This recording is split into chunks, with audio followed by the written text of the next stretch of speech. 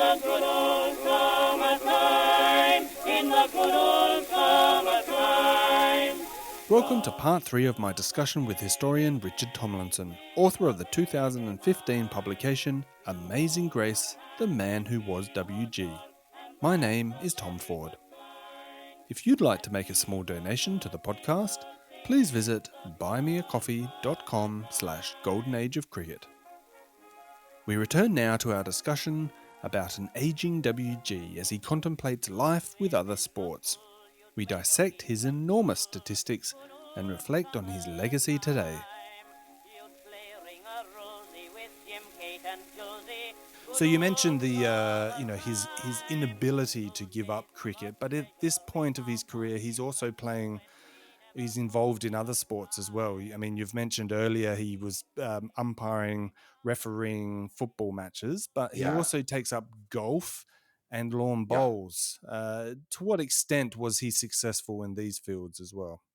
Well, they're both quite interesting, really, because bowls he actually started playing in Bristol, because there was a bowls ground, I think I'm right, at the end of the Bristol County Cricket Ground that at Ashley Down. And that's where he started playing. But when he moved to Crystal Palace, they had, I think I'm right, there were some tennis courts. And Grace, being Grace, he wanted to go on playing bowls. And so he persuaded them that this was really a good place to have the bowls club. And then it gets more interesting because Grace, being Grace, I mean, he obviously wants, a competition. He wants competitive bowls, league tables, all the rest of it, never, or something like that. And I am not a bowls player, so I didn't really get into this in any great detail, but there is some problem involving the rules of bowls that he doesn't like about the way it's played in England. But he spots that the Scottish Bowls Association has a different set of rules. And because this is sort of, the game is in its kind of, I guess, early stages of evolution, a bit like cricket half a century before, Gray says, well, look, why don't we go and sort of affiliate with the Scottish Bowls Association, and then we can play our own England, which is really W.G. Grace's team versus Scotland. And he goes up to Scotland, I think, a couple of times with his bowls team in the early 1900s. He does other things as well. I'm not sure if I put it in the book, but there's this fantastic, on one of these bowls tours, one of the cricket clubs up there in Scotland, I think it's called the Carlton Cricket Club. Anyway, it's one of the clubs where he had played professional games in the early 1870s. And they invite him to give an after-dinner speech. And he's obviously, yeah, of course I'll come along. And the speech basically is W.G. Grace saying, well, when I was here 20 years ago, I thought you were really promising cricketers, but you're absolutely rubbish. You look at the Irish and you should learn something from the Irish. He's about as artlessly insulting as you could possibly be. But he plays bowls. He does captain the England bowls team. So it's a sort of one of those weird cricket quiz questions. It's a bit like sort of, the classic Everton Weekes question, because I think Everton Weekes represented the West Indies or Barbados at bridge, I think it was. And W.G. Grace's bowls is a bit like that. So that's the bowls. And he's tremendously keen on it. I mean, you come across these sort of letters he writes to there's one down near Reading where I come from, and he's very W.G. Grace-like, and he gives very precise instructions about when we're going to arrive on the train. We're going to have to catch the train back to London at such and such a time. So it's all very, very organised, which is how he likes things. The golf is, for me, quite interesting. Well, it is interesting anyway, because he did play a lot around in Surrey, South London, and other parts of the home counties. And he's the classic thing with W.G. would be there'd be somebody like a sort of newspaper tycoon or somebody who wanted to meet him, and that would be the lure for him to sort of be whisked off to sort of play a round of golf. And there was one particular golf course, Walton Heath in Surrey, which is friends of mine who played golf, so it's a very good golf course, and he played a lot there. The interesting thing is that some of this was recorded by Bernard Darwin, who was a great golf writer, actually the grandson, I think, of Charles Darwin. And some of Darwin's observations about Grace on the golf course are very acute about Grace as a sportsman. Darwin couldn't quite bring himself to say, this guy's not, this guy's sort of actually got a very, very serious intellect. But he could see that Grace sort of somehow understood the sort of what he was trying to do and had a kind of insight into sport. And so some of that writing is very acute. Unfortunately, there's also quite a lot of stuff about Grace in Darwin's book on him, which is just wrong because he's taken it from other writers on cricket, which was not a game he particularly followed. So that was the golf which he played to the end of his life, and he was up for it at any time. Yeah, and there's also some in existence photos, photographs of him playing golf, which I think were taken by George Beldam, who took the famous Yeah, photos from the same. I should mention. I mean, this is perhaps, I don't know. This is perhaps the moment to mention Beldam and the whole Mm, problem with trying to get a fix on just how good Grace was, because of course we're talking about the golden age, and we've talked about his physical decline, and part of the problem, which actually Mike Atherton pointed out in a review of my book, and he made a good point, which is that you don't have images of Grace that really do justice to giving you a sense of how great a cricketer he was. And I think I actually felt that he hadn't actually gone far enough in making that point, because it's a totally subjective thing. But for instance, if we're talking about Trumper, that great photograph that Beldam took mm, is, of course, not exactly an action photograph because it was posed, because I'm not technically minded, but he just didn't have the shutter speed or whatever you call it to be able to show real live action. Nonetheless, it's a really great photograph. But this is the problem with Grace, which is that you have nothing really apart from those cartoons by Harry Furness, which are really worth looking at. I mean, they're very easy to find on the internet. Those to me are the only images that really give you any sense of Grace playing cricket, because the film footage is nothing. It's just flickering images at the end. There are a couple of clips of mm. him. Added to which, there is this absolutely visually disastrous portrait of Grace in the long room, the iconic picture which was painted by Archibald Walkley Stewart in 1890. And the problem with that one is when you look at it, certainly in my case, you look at Grace's batting stance as you think of it, and you think the guy is just going to topple backwards onto his stumps. And that's not the trouble. Was that he couldn't paint Grace in the stance that Grace was about to take to face the bowling, because he was just about to crouch with his front foot cocked, ready to move with the weight on his back foot either forward or back, depending on the length of the delivery, Mm. which is the whole sort of inventive unorthodoxy of Grace's batting is encapsulated in that image. And Furness got nearer than anybody to capturing it, but it was at the end of Grace's career. I've gone off on a tangent, but I think that's sort of quite an important point, which is that you think of Grace in those terms, and you cannot. There are plenty of pictures by Beldam, who was a friend of Grace, of and Beldam himself took some photos of Grace. So they're great photographs in Crystal Palace Park, but they're posed and he's a fat old Mm. man basically. So it's not quite the same thing. Yeah, and we're talking 1905. So, Yeah, I mean, as grateful as we are to have these photos because they are up close of Grace in action, or at least posing as close to action as possible, we would absolutely love to have photos of Grace in 1872, exactly. the Yeah, same with the same technology. But yeah, unfortunately, we could say the same about.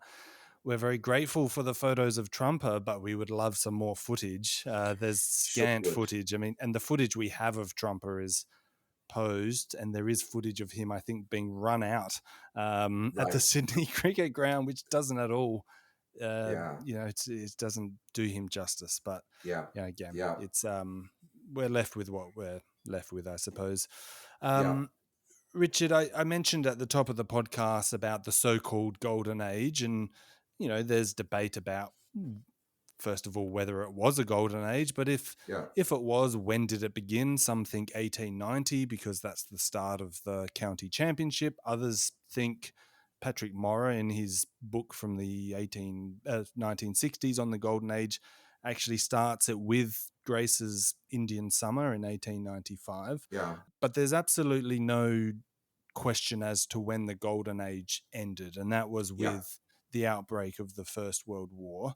yeah, Obviously, Grace had stopped playing cricket, certainly major cricket at that point, but he dies in 1915, and yeah, his death, alongside Andrew Stoddart's and, of course, Victor Trumper's, which is most shockingly of all because he's only 37, yeah, is often used as another reason why this is the end of the golden age. yeah. I just love to read a passage from your book. It comes Mm-hmm. from page 297, but it's actually Yep. a quote from Alfred Gardner, who is the Mm-hmm. editor of the London Daily News at the time Yep. in 1915, and he's talking about hearing the news of WG's death. And I'm just going to read what he wrote, and he writes, quote, "Even in the midst of world-shaking events, it stirred me. For a brief moment, I forgot the war and was back in that cheerful world where we used to be happy, where we greeted the rising sun with light hearts and saw it setting without fear. In that cheerful world, I can hardly recall a time when a big man with a black beard was not my king. I owe more undiluted happiness to him than to any man that ever lived, for he was the genial tyrant in a world that was all sunshine." Not only is that just a beautifully written It's phrase, fantastic. Yeah. sentence, but it really just sort of, it encapsulates what people at that time were thinking. I mean, they're just plunged into this great war. They have, possibly at this point, they're still thinking it'll be over shortly, but it's obviously takes a few Mm. more years.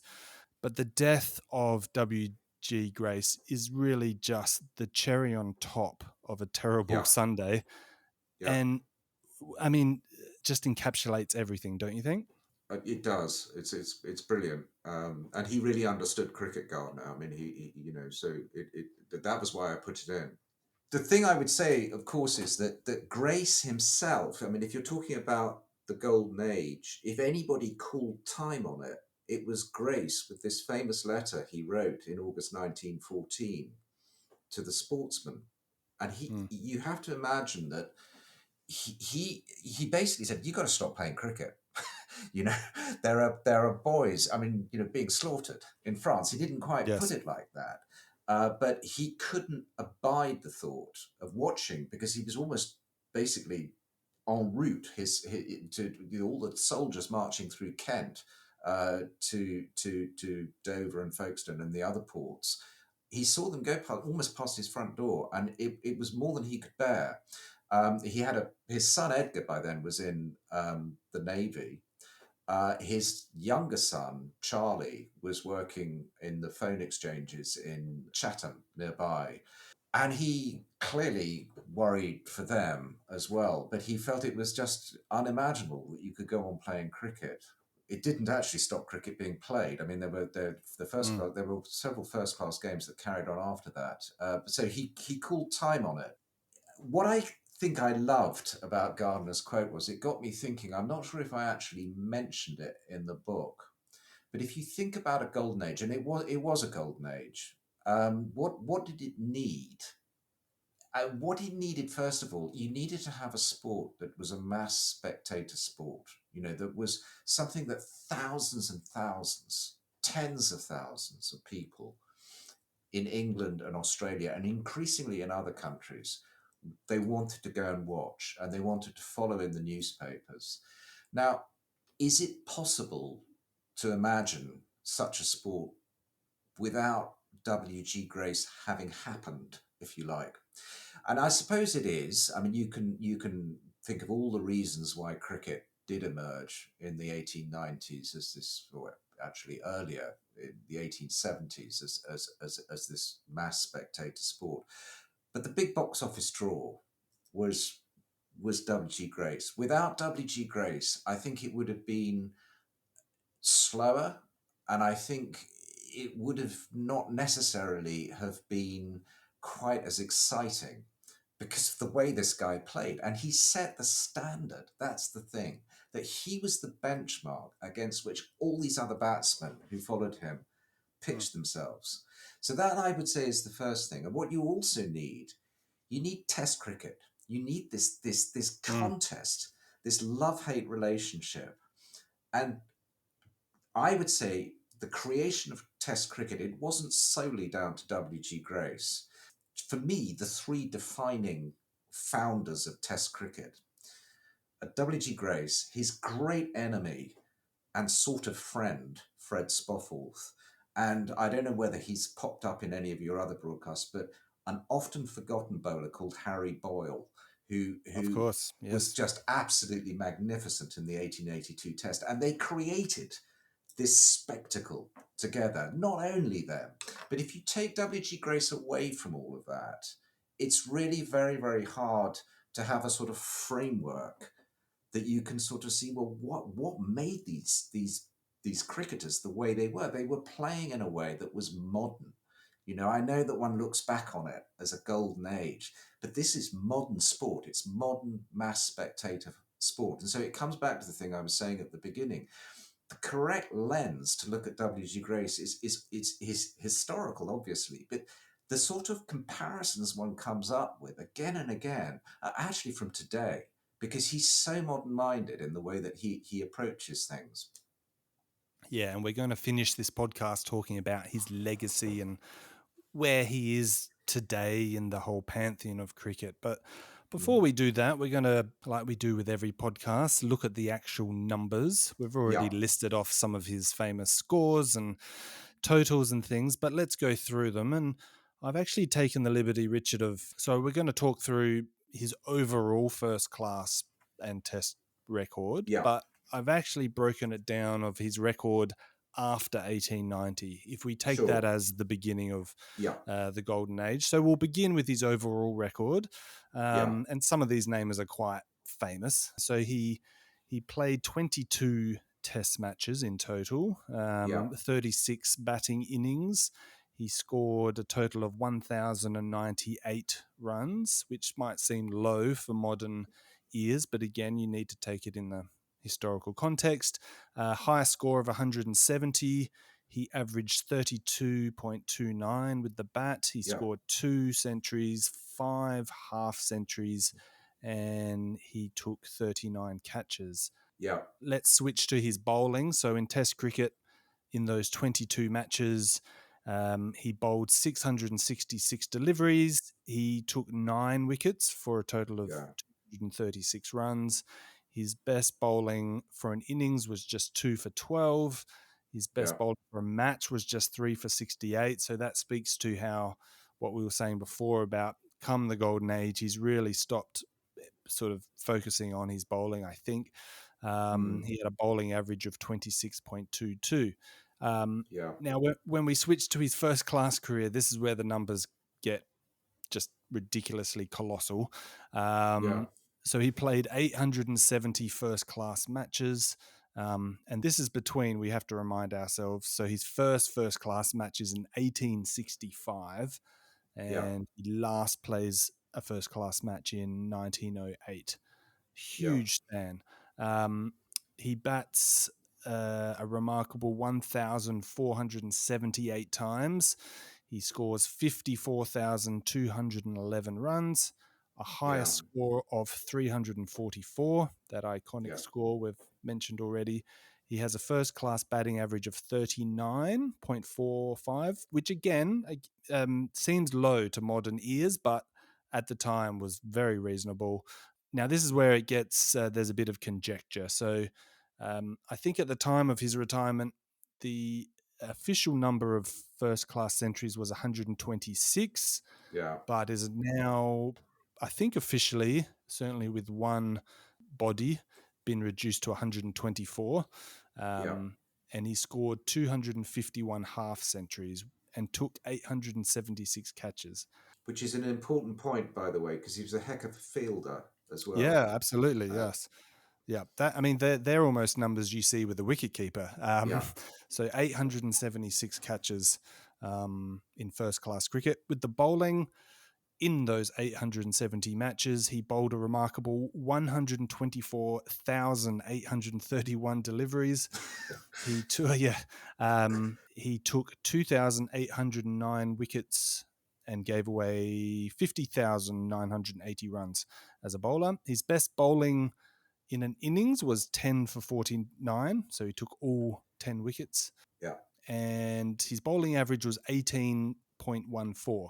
And again, to modern ears, that sounds remarkable, but we're talking at a time when bowling averages, were quite low. So yeah, some bowling averages, George Lohmann, for example, I think it's like 11 in Test cricket or something, yeah, but it's still very, very good. And across his first class career, he took 5 wickets in an innings 240 times, and he took 10 wickets in a match on 64 occasions. Just colossal right, numbers. So now let's break those two down into his career after 1890. And I have to admit, Richard, I found this really surprising. I thought it was going to decline tremendously yeah, once isolated, but they're quite solid. So after 1890, he played 11 test matches, so exactly half of his overall yeah, number. He top scored with 75 not out. He scored a total of 556 runs with an average of 29.26. So he didn't score a century, just a top score of hmm 75. In first class cricket, after 1890, he played 368 matches. He batted 623 times. He scored 19,944 runs, so still a huge number. His highest hmm score was 301, and his batting average was 31.17. So not bad. his overall batting average, which includes those gigantic scores he hit in the 1870s, was 39.45. So after 1890 in isolation, it's still 31, which is, yeah. And again, for that time, that is very good. Yeah, And he scored 34 first class centuries after the age of 42, yeah, essentially. That's remarkable. So, yeah, just some things to highlight, other facts, if you will. So, he remains the oldest man to captain a test match at 50 years of age. That would have been his final match in 1899. And he remains the third oldest player overall in Test cricket. He is still fifth on the all-time highest first-class runs table. So Jack Hobbs is at the top with 61,000, and Grace is just below him, 54,000.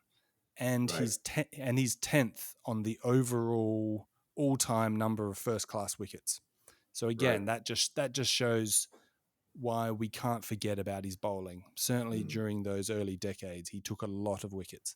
yeah, And in regards to his first class centuries, he is 11th on the all time list. He's obviously been surpassed, but he's still number 11, which is yeah. quite impressive. It is impressive, and actually, I'm interested particularly in the old breakdown after 1890, and I'm sort of thinking aloud here. But if you look at the Test record for batting, I Hmm. mean, well, I'm not that surprised, I suppose, that it's still 29. But I think the thing that strikes me perhaps is that it's a sort of relative decline because he's still a pretty good batsman, but there's some pretty good other batsmen around. If you go Yes. back 10 years or so, 20, 15 years to when he played the great test matches in 1880 and 1882, the other batsmen were there weren't any great batsmen like Stoddart or Ranjit Singh or Fry. And so he sort of towered, and he was still obviously relatively young, or certainly not old. And so he kind of is. I mean, it's sort of emblematic to me that his first and greatest Test innings, I mean, the first Test he played in 1880, where he scores 152, all around him, the other batsmen are scoring 30, including his brother, EM, are scoring 30s and 40s and 20s. And, and that was the kind of norm. And this guy has already, I mean, he's just so much better than everybody else. Mm. And I don't think anybody, I mean, Murdoch was a very good batsman and very, very competitive cricketer. But I mean, nobody would suggest that Billy Murdoch was in the same class, I hope, anyway, they wouldn't, as W.G. Grace. Mm. You fast forward to the 1890s, and I think that's part of Grace's problem. And he looks around and he knows, Shrewsbury is still around, Stoddart's on the rise, Ranjit Sidgji comes along, then there's Fry. And so there are all these sort of young pretenders, if you like. And then there's also, I think you've got modern county cricket as well. So he's sort of surrounded by quite a lot of other good batsmen who are probably just as sort of worthy of a place in the Test team as him, and more so because they can run in the field. So that would be my sort of rather long-winded observation about the fact that it doesn't look so bad on paper statistically, but you sort of need to see the context. And statistics can be completely misleading. I mean, I think one of the reasons we don't talk more about CB Fry today, for example, and I'm talking perhaps from an Australian perspective, is because his Test record is not very good. Yeah. And, I had his biographer Ian Wilton on, and we discussed this at length about he just seemed to never be able to capitalize on his Test performances. Yeah. It Yeah. didn't help that he'd never played in Australia, but Yeah. in and around the Test matches, he was scoring centuries at first-class level all the time. Mm. But because his Test cricket statistics today do not look very flash, he's just never Yeah. brought up in conversation. Yeah. But if you read contemporaneous reports, he is one of the superstars of the age, Yeah. without question. Yeah. Be true to me for a long, long time, rain or shine, sweetheart mine, and I'll be just as true to you as to the red, white, and blue. Though I'm gone for a long, long time. Richard, let's talk about WG's legacy. So, Yeah. where do you think he stands today in the minds of modern cricket fans? And is his life and legacy still relevant in the 21st century? Well, I hope I've sort of provided some clues that I think he's sort of, in a way, most relevant to the 21st century. If you try to compare him or the way that he approached sport with anybody else when he started out, there's nobody to compare him with. I mean, this guy is just so modern in his outlook. And so from that point of view, you look at his achievement, and I mean, one can have endless discussions, and they're quite interesting ones, about how great he really was, because the bowling was obviously slower, but the pitches were worse. I'm talking about early on in his career. I'm with the 1860s, at his prime, if you like, 1860s, 1870s.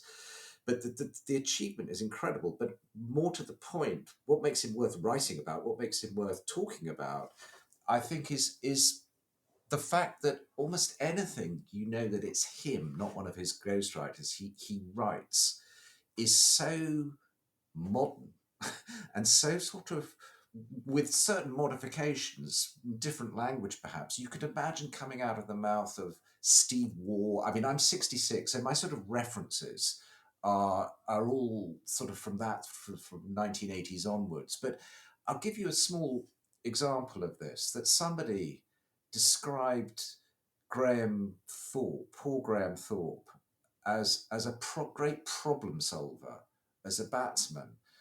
Now, that was WG, but I mean, the problems he was trying to solve were problems that only he could actually see as well. It's like he could see that he learned how to bat classically, but he could see that if you really wanted to score these enormous centuries relentlessly, you needed to adapt. And the only person who could do that was him.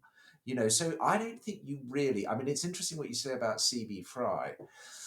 I can't talk about Australians, so I may be wrong about some of the early ones, but I don't think it's until you get to Bradman that you get someone who has that level of relentlessness who is just going to score runs, as many runs as he possibly can. And I don't think you really get that level of inventiveness, because even Bradman, who was not sort of pretty to watch as I understand it, but I mean, it was basically I've got The Art of Cricket on my bookshelves. I mean, he's not really sort of deviating very far from the MCC coaching manual. Possibly some of your listeners will say, "Yeah, bloody well," or possibly you. You're so wrong. So I accept I may be ignorant, but when you read what Grace writes about batting and the way that he then put it into action, well, I'm thinking of all sorts of modern cricketers. I'm thinking of Brian Lara. I'm thinking of Callis, I'm thinking of Ricky Ponting, the modern greats, if you like. That's his benchmark, and that's why, yeah, he is definitely worth remembering. I wholeheartedly agree with you. I'll just throw in one name from an Australian perspective earlier than Bradman that Yeah, may you could put in the same bracket as Grace, and that would probably be George Giffen, who right, obviously everything is at a lower level, but I mean, not only is he, I think he's referred by the Australian press as the WG of the Antipodes, which right, again it just really talks to yeah, WG's greatness. But he's an all rounder. yeah, He plays these ridiculous matches for South Australia, the colony at the time, where he'll score a double century and then he will take 16 wickets for the match. So he's got right, that, yeah, just dominating a match. I don't think anyone had dominated Australian matches like Giffen yeah, in the same way that Grace did in England. yeah, So I'll just throw that name out there. But yeah, yeah, again, yeah. if anyone's listening and has another name, Yeah, please. I mean, I would probably row back a little bit because I don't know anything about. I obviously my sort of, such as it is, my expertise is in WG Grace, and there may. But if you're just there may be other cricketers, but if you're just asking me about Grace in his time and whether he should be remembered today, well, absolutely, because when you look at this guy, he's just modern, no question. And what is there for us to see in regards to WG Grace today? And assume I know nothing about England. Are there statues of him around? Are there anything else? If you go to a cricket ground in England today, are you likely see something in honour of Well, him? I'll come to the statue at the end because it's in many ways the most interesting, and it has also, as you'll see, an Australian angle to it very much. But the sad thing is that actually an awful lot of if you want to go and see Grace's house in where he lived in Bristol when he was a doctor, it doesn't exist. I mean, there's an awful lot of the house where he lived in Sydenham, it's been knocked down. So a lot of that has gone. And in terms of what is well known, there's the Grace Gates at Lords, which were erected after the First World War, which are fine gates, but they don't really sort of remind one particularly of Grace. I like the inscription on them. I can't quite remember it off by heart, but it's a fine set of iron gates. It doesn't make me think particularly about W.G. Grace. I think in Bristol, they have Grace Gates at the county ground in Bristol, but if you're asking me, the ground itself no longer looks anything like it did in Grace's day. And to me, the spirit of W.G. Grace, if you want to imagine him, Clifton College, which is where he's played a lot of cricket for Gloucestershire, is a fantastic setting for cricket. There's these mid-Victorian Gothic buildings in the background. So it's not a monument to W.G. Grace, but that's the best place, I think, to imagine W.G. Grace playing cricket. The story of his grave, which is down in Elmer's End, it's near Crystal Palace in southeast London, and it's a very interesting one and a very sad one in many ways. And what happened was that was where Bessie, his daughter, was buried, and then also Bertie, when he died, his eldest son, his youngest son Charlie is not buried there, but his wife Agnes is. But that's where WG was buried. That's where his funeral took place nearby, and then he's buried there in 1915.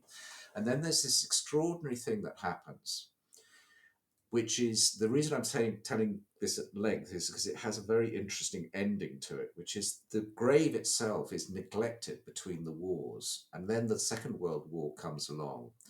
And somebody is walking through the graveyard in 1943, I think 42, 43, and it's been hit by shrapnel. It's sort of got weeds growing all over it.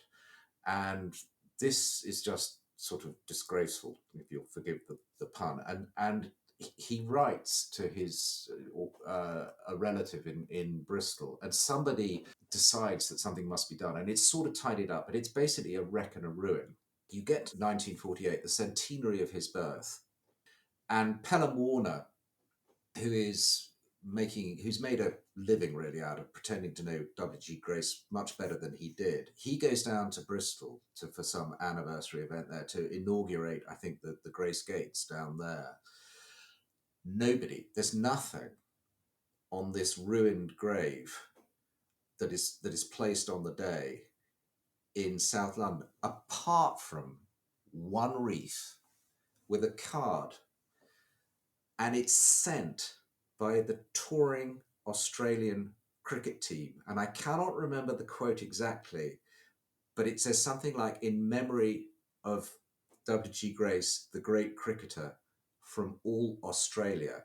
Now, I know nothing more about it than that, but it is absolutely perfect because, of course, no team played cricket more like Grace wanted to play cricket than these Australians.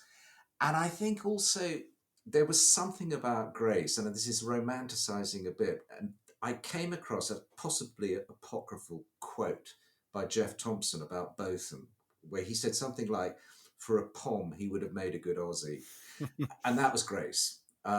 So that's the first little sort of Australian note. And then I would recommend anybody going to Lord's should now look at the statue in the garden, which was put there just behind the pavilion, behind the Warner stand, where everybody goes for lunch during the interval. Everybody has the picnics. And there's this statue of Grace, big statue, playing a shot through the leg side, a sort of glance. I'll come back to that in a minute. It's sort of through mid-wicket. And it's huge, and it's really good. And it's by an Australian sculptor, Lewis Lauman. Apologies to him if I've mispronounced his name. And in my book, I finished the book by saying, it's absolutely technically perfect, this shot that Grace is playing. And a friend of mine, after the book came out, said, "Are you sure? It looks to me like he's hitting it in the air." And so the next time I was at Lord's, I live quite near Lord's, and I'm a member there. I went in and had a look, and he's dead right. I mean, there's no way that Grace is playing that shot, and he's not playing it in the air. But then I thought, it's okay. There's a get out of jail card here, Richard, because in fact it is still perfect because Grace played the ball so much in the air. And there's this famous story Roslin told about him coming into the pavilion at Gloucester after a game he was playing in the 1880s, and some stupid member said, "Oh, sort of jolly good innings, WG, but you did play it a lot in the air." And he just looked at them and said, "Well, they didn't catch it, did they?" So yeah. That's, to me, go and look at the sculpture. And then, of course, go and look at if they'll let you in, go and look at the picture in the long room. But that's not really WG. No, that's all a brilliant summary of WG that you've given us there. I mean, my takeaway is that it sounds like you're admitting that WG would have made a great Australian, but with the story relating, Yeah, I mean, he would have made a great Australian. I mean, actually, since this is an Australian podcast, I was pondering. I mean, did he really like Australia? He was very good friends with some Australians. Murdoch being the most obvious example. I mean, he liked their company. He hated the Australian press, absolutely hated it, hated them. Yeah. And I think he felt he never sort of quite could come to terms with Australia. He had this, he was always in a bad temper, basically, in Australia. He was never really happy. But yeah, he would have been a great Australian. And finally, Richard, if we were to plant W.G. Grace in a time machine and bring him to 2025, what do you think the old man would think of modern cricket? And that's everything from white ball, day-night cricket, women's Yeah. cricket. What do you think he would have made of it all? Well, I think the first thing to say, fairly obviously, is if you take the grace of the 1860s, I mean, he was absolutely made for one-day cricket, 2020 cricket. He was a Yes. fantastic fielder. He was Mm. incredibly fast between the wickets, all of that. All-rounder. And also inventive. I mean, made up shots just to sort of score runs. I mean, stuff that wasn't in the coaching manual.